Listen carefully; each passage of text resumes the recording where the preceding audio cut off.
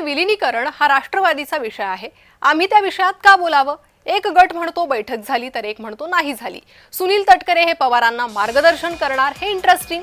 पवारांनी राजकारणात आणलं ते आता त्यांना सल्ले देत आहेत. संजय राऊतांनी तटकरेंना हा खोचक टोला लगावलाय. जो काही विषय आहे तो त्यांच्यावर सोडा ना. आपण कशाला त्यातमध्ये पडायचं?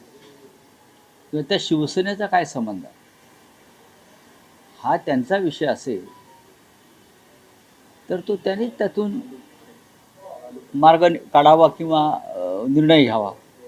प्रत्येक वेळेला तुम्ही इतर पक्षांच्या नेत्यांना विचारणार विलिनीकरण हा त्यांचा विषय, आमचा नाही आहे. आता सुनील तटकरे हे शरद पवारांना मार्गदर्शन करत आहेत. हे फार इंटरेस्टिंग आहे.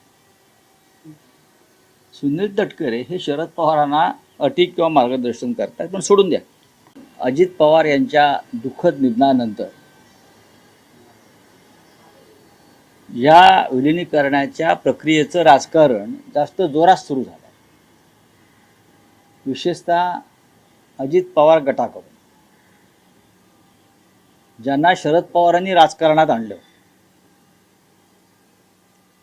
पद आणि प्रतिष्ठा दिली, ताकद दिली, ते आता शरद पवार यांनी काय करावं आणि काय करू नये असे सल्ले देत आहेत. पण हा त्यांचा सर्वस्वी प्रश्न आहेच. आता शरद पवार साहेब आणि अजित पवार गटाच्या नवीन नेत्यांमध्ये काय चर्चा होणार किंवा झाली याच्याविषयी आम्हाला काही घेणं देणं नाही आहे.